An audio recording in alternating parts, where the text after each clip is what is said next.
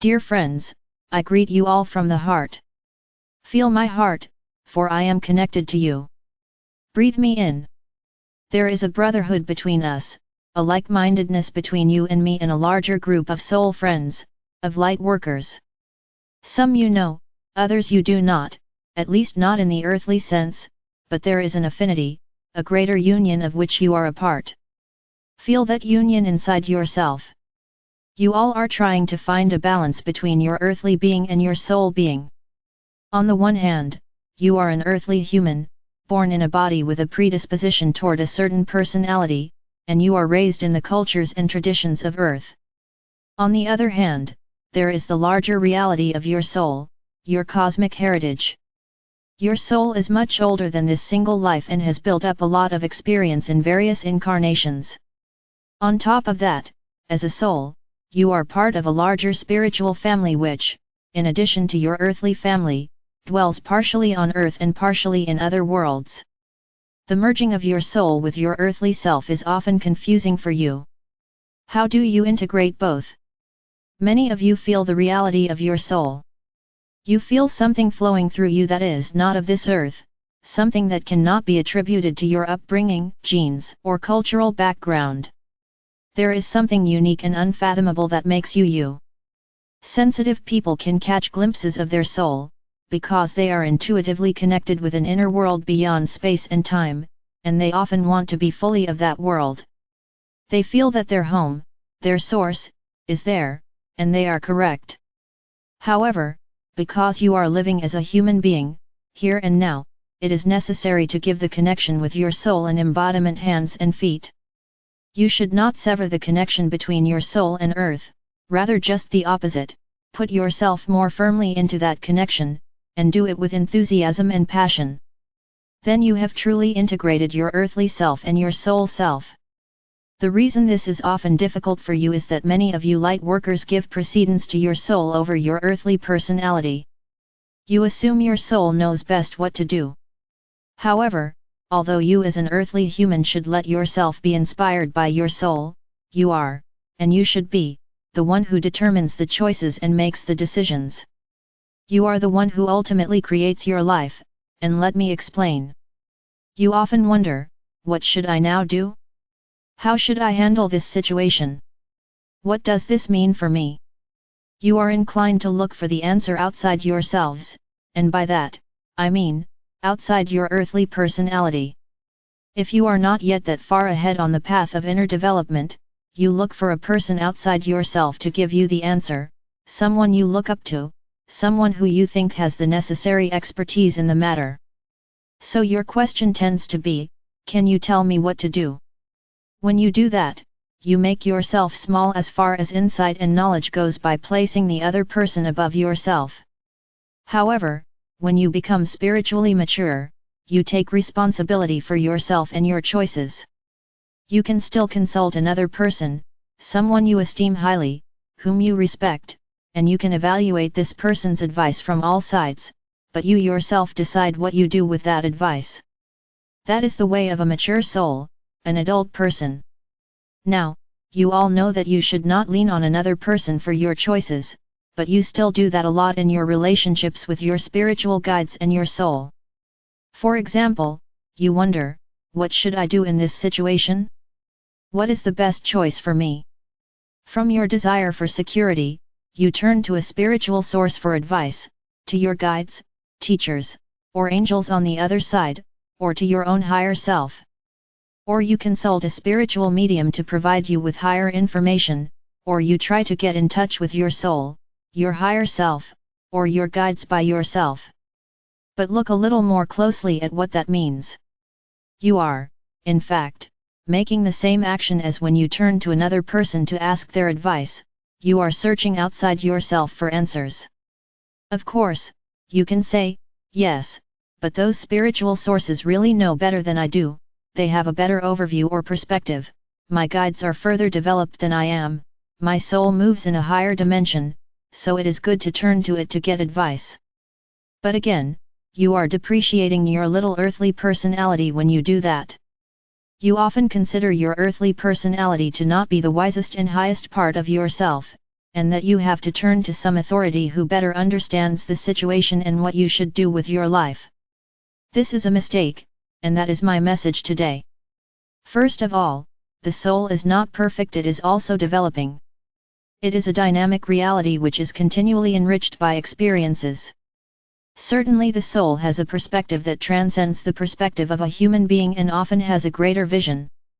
The soul also understands more deeply, and has more of an overview of the whole puzzle, while you on earth have a few puzzle pieces in your hands and do not see the bigger picture. But the important point is that, yes, it is good to feel your soul, to connect with it, to consult it, and to get information from that multidimensional, developing, dynamic source. But eventually it is you, the earthly self who carries your earthly name, that unique self that you are right now, who must make the choice. There is a moment of choice in everything you do, which is, and always will be, completely yours. Neither your soul, nor a guide, nor the wisest teacher on earth, not even God, can do this for you. In fact, a real spiritual teacher does not want to take over for you.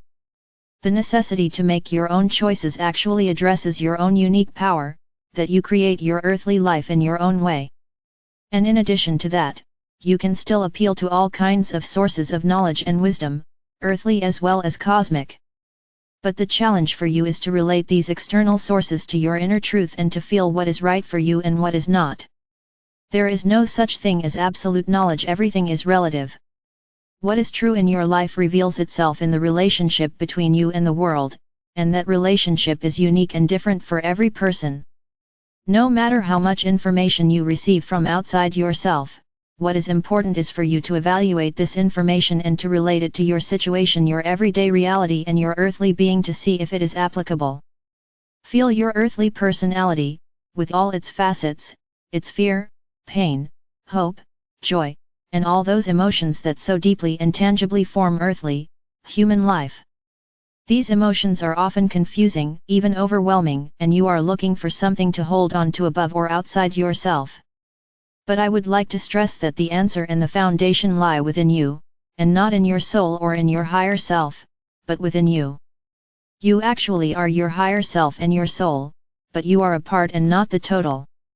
You are an aspect of your total self, you are the aspect that has incarnated here and now, and who is gathering experiences, and that is why you know best what is good for you. Descend into your body, which is so closely connected to your earthly self. Let your consciousness descend into your body in a comfortable, relaxed way. Imagine that your consciousness is a light, and that light is who you are and who makes the choices. It chooses to be completely here and now and to descend into your chest, your abdomen, your upper legs and knees, and all the way down to your lower legs and feet. Feel the light completely penetrate your body, and feel your body's power and vitality. Feel how your body is much more than a combination of physical cells, it is a living, wise, inspired being. And who are you? You are the one who has connected with this body for this lifetime. You are beautiful and vast, and you have connected to this being who now carries your name. Feel the courage and the bravery it took to do that. You came here as a beam of light from your soul, and you incarnated in this body and personality, which are completely new. You are part of your soul, but you also add something essential to your soul, something new and unique, and that is you. You are a self-reliant whole, you are not dependent on forces larger than yourself. You are a creation unto itself, better said, a creator unto itself. Feel the value and the power and the beauty of being that. My deepest wish is that you will recognize your own value and will no longer speak about a higher or lower self, but that you will recognize your earthly self as the anchor of your existence, here and now. From that self, you can consult other earthly sources, guides, teachers, therapists, advisors, doctors, or your own soul by way of meditation or inner contemplation, and take in all that information, but then you will make your own considered choices. And how do you do that? That is probably your next question. Try it.